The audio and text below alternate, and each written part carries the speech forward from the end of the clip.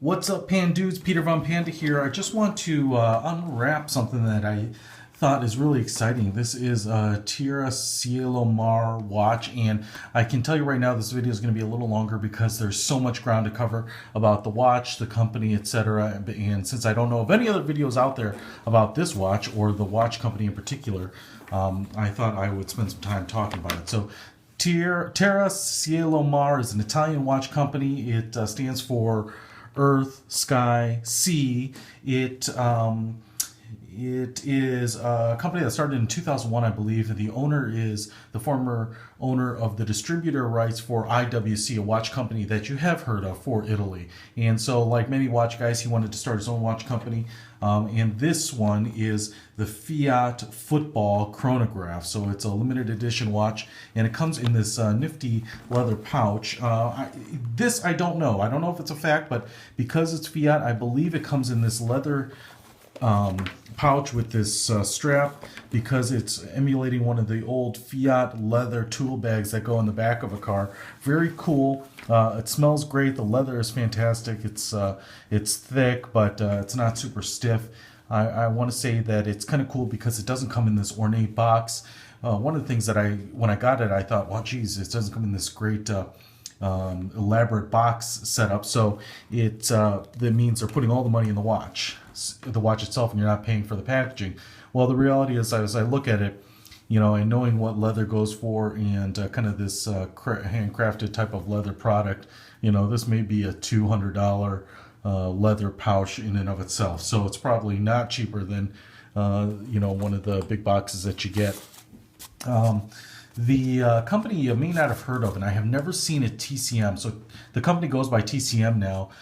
Like I said, it's only about 14 years old, based in Italy. And I have never seen a TCM watch in the United States. I've never seen it available through a retailer. This watch I actually ordered from an Italian retailer in Rome. It just showed up, so I'm really excited. This is the certificate it came with. This is a very limited edition. It's number 4, and you can see it's football. And so this certificate comes in it, and I'm just going to leave it in here for now. And then a nice leather packaging. This is the watch itself, and so this is what I was really excited about. It is a TCM watch. It is called the Fiat football chronograph. And football, I'm going to refer to it as soccer because it's the European football, which we know is not real football. The only real football exists is American football, and the only real team is the Detroit Lions. So it is a watch that commemorates kind of the soccer history of Italy. And as a Fiat owner, I kind of stumbled on this watch and I had to have it. Now, TCM, I'll throw this out there, actually makes a variety of watches, mostly automatics, or all automatics as far as I know. They don't outsource the movement to the same company, I believe, for every one of their watches, but they start around £1,000, so about $1,400 American. And one of the things I found out is that some people have heard of TCM in America because Brad Pitt apparently wore one in World War Z. So the movie that came out a year or two ago, he was wearing one of the orienteering watches, and so it's kind of got a little bit of recognition here in the States because of that. Great watch. I don't know that much about it, but I know it's a 47 millimeter, so a pretty large watch. Kind of cool. It looks like it has kind of a slide rule type of bezel or something. Like I said, I can't tell you that much about it. But this watch is limited edition. It's actually limited edition to 300 pieces, but it came in 2 versions. Each watch was made in 150 pieces, a yellow one, which I have, and a red one. Really the only difference here between the two is that this outer ring inside the dial, it has these yellow highlights, and in the inner the subdial here, it has yellow highlights as well. On the red version, or the Rosa version, it was pretty much the same, but it didn't, even though you'd think this would be filled in with red on that version, it was just red marking. So it's actually a little bit more simple, a little more bland and subtle in my opinion. And so I wanted kind of a little bit of a punch of color in there, so I got this yellow one.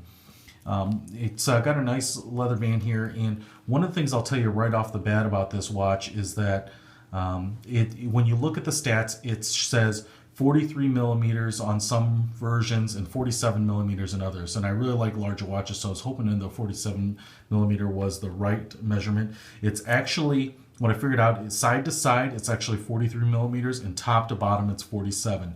If you include this very traditional, sorry about that, onion crown in the side to side measurement, it's about 49 millimeters. So I was a little disappointed when I opened it up and realized, well, it's not quite 47 millimeters wide. But the nice thing is it's a very thick, heavy watch. And so if I just throw it on my wrist here to kind of give you an idea what it looks like quickly, it even though 43 is about the smallest watch I'd wear, because it's a cushion design, it actually pushes those edges out to probably 47, 48 millimeters, and so even the thinner, the thinner parts are 43. It probably peaks out to 47, 48 on the corner. So a nice looking watch, and I'm really happy about it. A little bit about the history is that Fiat in the 1910s. The employees started a football club, a soccer club. They got pretty good, and then one of their iconic matches ended up being on June 23rd, 1920, where they beat another team 4-0. So they shut them out, and that's why the June 23, 1920 date is engraved on the back to commemorate that, and it says football on the front. You'll notice everything is really script on this watch. And that's because the Fiat logo in 1920 was this font, and even the edition number on the side here, 7 of 150, is in that script type of font. The numerals on the face, the Arabic numerals, are also in this vintage font from that era too. And one of the things I like about this watch is it's kind of the equivalent of a resto mod in the auto world. It looks very old, it looks vintage, it's got fairly small lugs here, kind of this old, this more vintage style leather watch strap. It's got this cushion design, everything about it, even on the face, and if you can see in there, the dial, the face of it has a little bit of that embossed wave pattern, kind of similar to some of the Nardans or the Omegas, but that's kind of a nice feature. It gives a little bit of texture and flavor to the dial itself. I really like that, but it also makes this kind of ivory paint on the face really look like a vintage watch, and so I dig it overall. Because this was a football inspired watch, one of the reasons that this yellow only goes 3/4 of the way around the face is that it's actually marked for 45 minutes, which would be on the full hour here. This yellow would time out to 45 minutes. And the reason there is, and I know this from the reading, is because a professional soccer match is 45-minute halves. So this is really basically saying, oh, it's meant to honor our football tradition, and so we're marking these 45 minutes to represent the half of a football game. And then you'll notice that the remaining 15 minutes are marked in 5, 10, and 15, and that's to represent basically an overtime, an extra play, which would be 15 minutes. You'll also notice, and I'll push start the chronograph here. Did I start it? You know what? I realize that the movement isn't wound up. So I'll give that a shot, and there we go. The second hand is starting to move now, and so I think the chronograph part will work. Sorry about that. And you can see it's a nice movement there as it goes around, but the chronograph dial here is actually set to 45 minutes, and I was timing it just a little while ago to see if it really times 45 minutes, and it does, and that's, again, another homage to football. And it's a flyback or snapback to the 12 o'clock position when you reset it. So a nice smooth movement here. One of the things I'll tell you about on the movement is it's a movement you may not have heard of, and I have not unpackaged this watch, and it comes with this little plastic backing. It says officially licensed product, and it's got these logos on the back: Lancia, Fiat, and Alfa Romeos. You know, they're all part of the same automotive family. So just take that sticker off, and you can see the movement in the back here. So it's got a sapphire crystal on the front, and I assume a sapphire on the back. I won't swear to that though, but it's got the original Fiat logo emblazoned on the back there, and you can see the movement is slightly modified. It says TCM on the lobe. And what I can tell you is that it's a Soprod movement. And if you haven't heard of that, I've done some looking at Soprod movements, and this one is, oh gosh, I thought I had the information here, but it's got blued screws. I can't tell you how many joules because I don't have it written down. But one of the things that I was curious about is a watch being at this price point. I'll talk a little bit about that later. What kind of movement it had, and it looks like Soprod movements, and I may be pronouncing that incorrectly, are as good as ETA, or in some cases better.